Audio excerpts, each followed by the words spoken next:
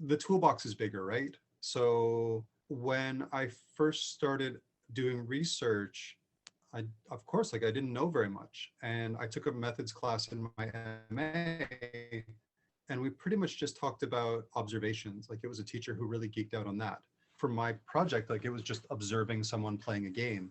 And then as the toolbox gets bigger, and as you read more paper, as I read more papers, and as I talked to teachers who had different methodologies in their toolbox, then I could start to think about, oh, right, like I could do, you know, a large scale experimental study. Oh, like stimulated recall. Oh, that's neat. Like let's try that. I could see how that could answer that question. Or, oh wow, concept maps pre and post. Oh, okay, I can see how that could get at knowledge development. Or, oh right, like tracing literacy development over 80 blogs or something like that. Like it's just, you know, tools got added to the toolbox, and then that sparked something that could help me answer a particular question, and then, you know, we're off to the races, right?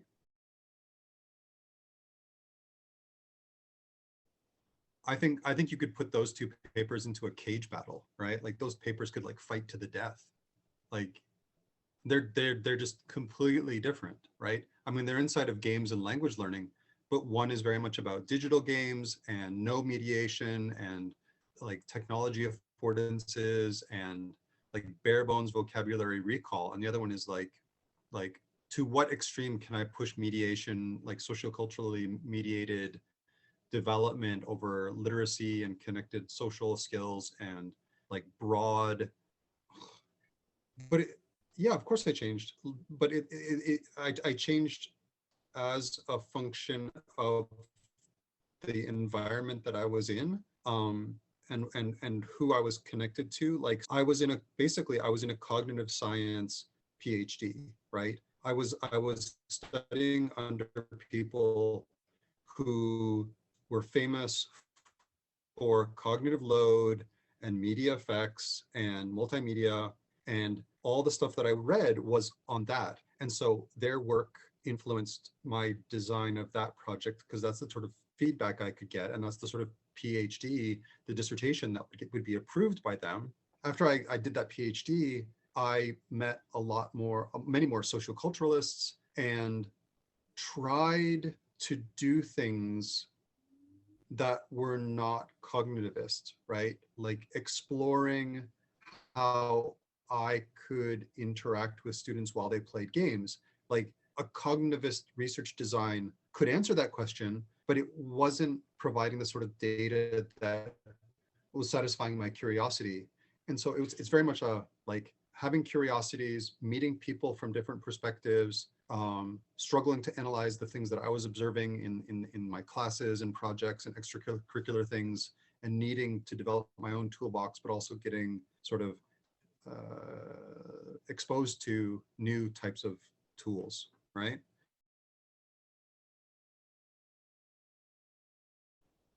So what the one of the probably the person who's most responsible for who I turned into is a researcher whose name is Neil Johnson, and you probably won't find him. Like he, I worked with him at the University of Aizu for 2 years, so we both finished our PhDs and we both got jobs there. And his research was very much on, right, like saying like, no, the teacher mediates learning, right? It's I need to teach you explicitly what these rules are, and then we can do all that practice and fun stuff, right? But the rules precede things.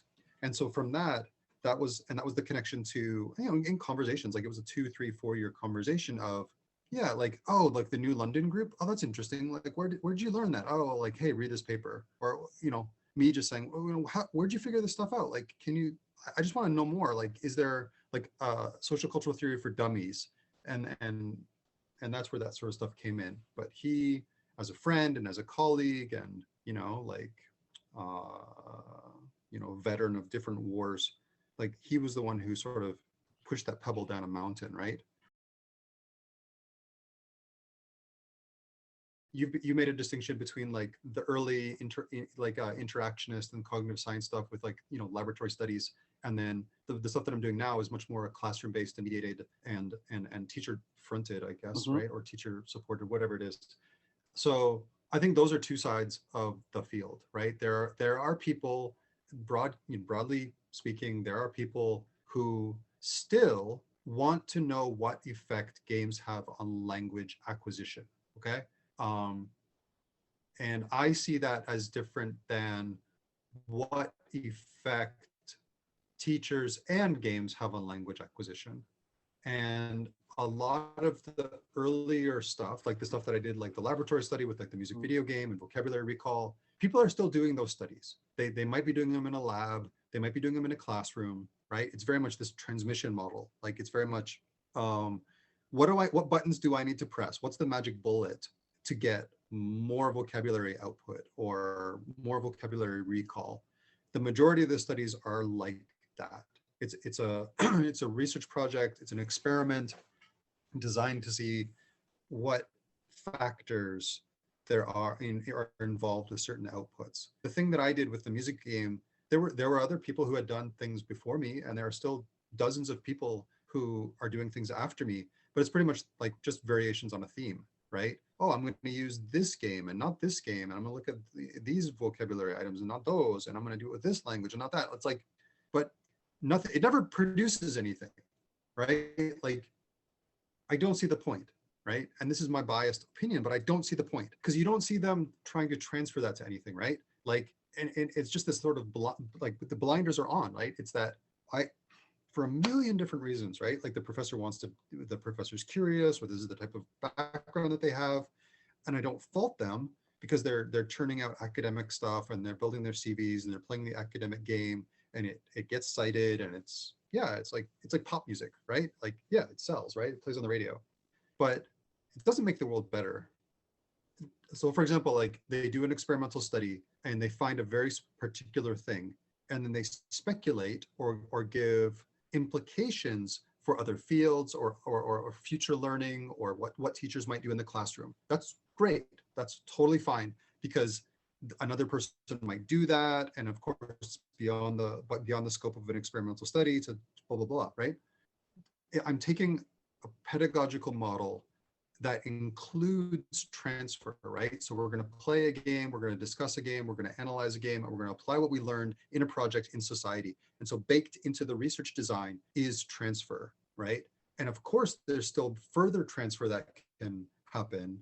But I think that a different sort of research design and a different sort of writing style and a different sort of publication mode can include bake in transfer and social connections in the ideological backbone, in the methodology, in the data you present, and in the write-up, and the materials that you share, and the method that you share it. It's just like bled through, right? That's and that's the goal, right? Like to show other researchers what's possible with a research design, and to push against other researchers, but then also to show teachers that here are some tools that you can use if you want to apply this in this classroom. And I've given you 30 pages of what I did in the classroom that you can pick and choose from, and I've given you the materials. And so I think research really has to speak to all those different people. And typical research, of course, doesn't do that because there's page limits and word counts and all this kind of stuff. Honestly, like, first of all, I'm writing for myself, man. Like, if I have to be honest, like, I have that I literally have that curiosity, and I want to know if this is possible. I want to know if I can actually explain where these crazy ideas came from, and from Frary and Dewey and all these other people. And is it actually implementable in a classroom? Yes. How? Why? Did it work? There's the paper. Like, my satisfaction, my curiosity was satiated. Put a pin in it. And if somebody else takes that and can run with it, or do something different, or chop it up, or reject it, or fight it, good. Yeah, I mean, you're in the middle of it right now, right? Like the blinders are coming off your eyes about professors and politics and communication and leveling up and points on your CV and building a career. And there's definitely a game. There's a game, right? There's a game that's being played, and people, there are winners and there are losers. And if you can play the game, or if you can't play the game, like, it has consequences. To play the traditional academic game at the level that a Steve Thorne or Lantolf or David Buckingham or Larry Cuban plays it at, right? Like the Q1, the top tier qualitative journals. I'm not smart enough yet. And I know if I put in enough Pomodoros, I'm sure I can get the papers in there, right? But I also don't think I need to. I need to figure out how to publish something and make it accessible and discoverable and implementable by more teachers. And part of that's LLP, right? Part of that's the open access, open peer-reviewed stuff, and a community on Discord and Twitter and LLPX and all these sorts of things. But part of it is figuring out really effective ways of connecting with people who want to be connected with. And so my research now is much more about like, what can I do as a teacher, and how can students help each other, and what does that ecosystem look like, and that sort of like, how can we push against the constraints of the classroom and slowly help students see their place and their roles and the influences that they can have in society. And I still don't know what the hell that looks like, but I've been trying for a couple of years, and I think it's going to keep going, and it's going to keep going for a long time, because there's no end to where that goes. I think doing dead end vocabulary studies, definitely that you get painted into a corner, right? Maybe.